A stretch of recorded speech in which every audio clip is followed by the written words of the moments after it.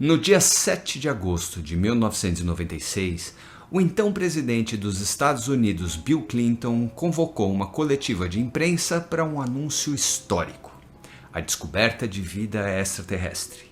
Seu discurso, que falava sobre essa rocha, o meteorito ALH 84001, dizia que ele se solidificou na crosta de Marte há 4 bilhões de anos, que foi ejetado dela há 16 milhões de anos e que viajou pelo espaço até cair aqui na Terra, mais especificamente na Antártica, há 13 mil anos.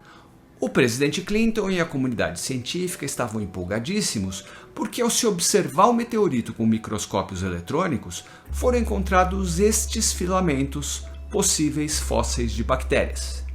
Como estavam completamente integrados à rocha e eram bem menores do que as bactérias daqui, eliminaram rapidamente a possibilidade deles terem sido criados por micróbios terrestres após a queda, o que indicava que aqueles fósseis só podiam ser marcianos, afinal a pedra veio de Marte. Tínhamos encontrado a primeira evidência concreta de vida extraterrestre, certo? Infelizmente, as pesquisas feitas posteriormente não endossaram essa conclusão. Voltaremos a falar sobre os tais fósseis antes do final do vídeo, mas o que nós queremos realmente discutir aqui é aquilo que deixou a muitas pessoas que assistiram àquela coletiva de imprensa intrigadas. Como o Bill Clinton tinha tanta certeza de que o meteorito era marciano? Pior, como ele sabia quando ele se formou? Quando foi ejetado da superfície de Marte e quando chegou à Terra com tanta exatidão? As respostas a essas perguntas são fascinantes e, de certo modo, até fáceis de compreender. O quebra-cabeças, porém, é um pouco complexo. Vamos começar a montá-lo, então, entendendo onde foi encontrado o meteorito e como os pesquisadores tinham tanta certeza assim de que ele era mesmo um meteorito.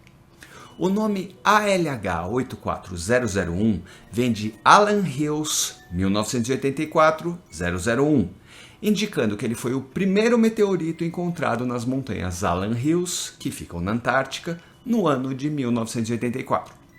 A Antártica é um ótimo lugar para se encontrar meteoritos porque, bom, ela é branca e meteoritos tendem a ser escuros.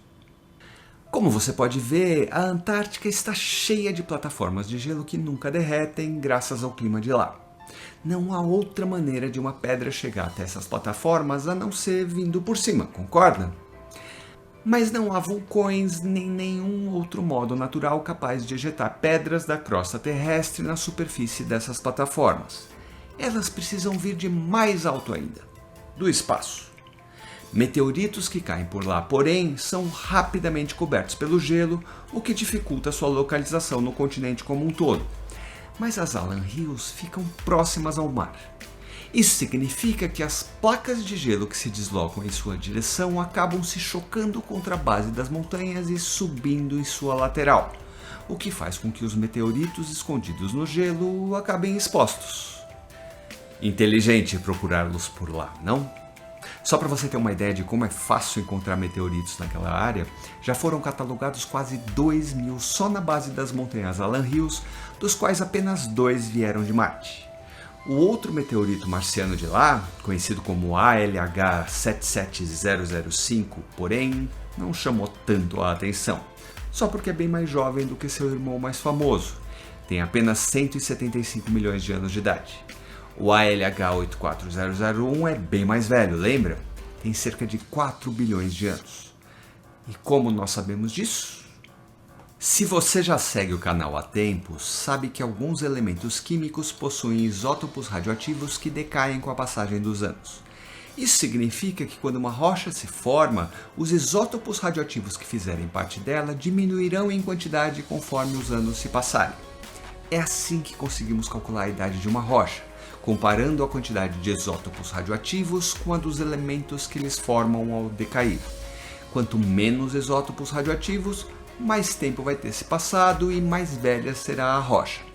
No caso do ALH 84001, os isótopos que permitiram medir sua idade foram o samário 147, que decai se tornando neonídio 143, o rubídio 87, que decai se tornando estrôncio 87, e o potássio 40, que decai se tornando o argônio 40, um gás. Foi o cruzamento das informações colhidas por diversas equipes que mediram o decaimento radioativo desses três elementos que indicou a idade do ALH 84001, 4 bilhões de anos. E é essa idade que o torna tão especial. Acredita-se que há 4 bilhões de anos existia água líquida na superfície de Marte. Havia oceanos, calor, o clima era mais favorável à vida. O ALH 77005, o outro meteorito marciano da Antártica, não recebeu tanto destaque porque se formou muito mais recentemente, quando já não havia mais água líquida na superfície de Marte há milhões de anos. Ok. Já sabemos como os cientistas tinham tanta certeza de que o ALH 84005 era um meteorito e como sabiam sua idade. Mas quais características indicavam sua origem marciana? A primeira é a própria idade. Meteoritos, em sua grande maioria, são fragmentos de protoplanetas da época do nascimento do Sistema Solar há 4 bilhões e 560 milhões de anos, ou seja, todos os meteoritos que surgiram da colisão desses protoplanetas têm a mesma idade, 4 bilhões e 560 milhões de anos. É necessário gravidade para criar rochas. Elas precisam ser pressionadas para se tornarem densas e quentes o suficiente para os elementos se rearranjarem, como acontece aqui na Terra em suas profundezas. A grande maioria dos meteoritos se formou quando lugares como estes eram abundantes no Sistema Solar, nos tais protoplanetas que criaram o cinturão de asteroides. Mas após a época das intensas colisões e o desaparecimento desses protoplanetas, a geração de novas rochas acabou. É por isso que sabemos que o ALH 84001 não veio do cinturão de asteroides. Ele é 560 milhões de anos mais jovem, só pode ter surgido em outro lugar, onde havia gravidade suficiente para criar novas rochas depois da eliminação dos protoplanetas primordiais. Ou seja, ou em um dos 8 planetas que sobreviveram até hoje, ou em uma de suas luas. Diminuímos a lista de suspeitos, mas eles ainda são muitos. Como nós poderíamos saber que aquele meteorito veio de Marte especificamente? Primeiro, por eliminação. Como temos tanta certeza de que o ALH 84001 não é uma pedra terrestre que foi parar na Antártica de uma maneira que não conseguimos imaginar? Porque meteoritos queimam quando entram na atmosfera. É muito comum encontrar neles estruturas chamadas regmagliptos que se formam em sua superfície graças aos vórtices de plasma da entrada na atmosfera. São essas marcas que parecem aquelas que os dedos das crianças fazem em massinhas. Esse meteorito tem regmagliptos bem evidentes, mas o ALH 84001 também tem os seus. Ele é mesmo um meteorito. Que tal então Mercúrio? É possível ele ter vindo de lá? Não. Mercúrio está bem mais próximo do Sol do que nós. É praticamente impossível uma rocha escapar do fosso gravitacional da nossa estrela na distância em que Mercúrio está, apesar de alguns cientistas discordarem disso. E Vênus é um bom candidato? Até pior que Mercúrio. Apesar de estar mais distante do Sol, Vênus tem uma atmosfera extremamente densa. Uma rocha expelida por um vulcão ou ejetada pela queda de um asteroide dificilmente escaparia da superfície com velocidade suficiente para chegar até a Terra. Júpiter, Saturno, Urano e Netuno são gigantes gasosos. Suas gravidades são fortes demais para que pedras consigam ser arrancadas de suas superfícies, se é que dá para se dizer que eles possuem superfícies. E suas luas estão dentro de seus fossos gravitacionais. Se um vulcão ou a colisão com um asteroide arrancasse uma pedra de suas superfícies, elas provavelmente não escapariam da força gravitacional do gigante gasoso mais próximo. Por eliminação, então, sobraram apenas 2 candidatos: Marte ou a Lua. Nosso satélite natural teve atividade vulcânica até 3 bilhões de anos atrás. Como o ALH 84001 foi formado quase 1 bilhão de anos antes, ele poderia ter saído de um vulcão lunar. como é possível então saber se ele veio da Lua ou de Marte? Voltando ainda mais no tempo. Enquanto a matéria da nebulosa que gerou o Sistema Solar se condensava principalmente em seu centro, onde surgiu o Sol, o resto dela formou esse gigantesco disco onde nasceram centenas, talvez milhares de protoplanetas. A composição desses protoplanetas variava muito. Por quê? Pense no Sistema Solar primitivo como uma imensa sopa aquecendo dentro de uma panela. Em alguns lugares acumularam mais folhas, noutros mais sementes, em outro caule. E o Sol no centro ajudou a espalhar tudo, assim como o calor da boca do fogão está fazendo com essa sopa.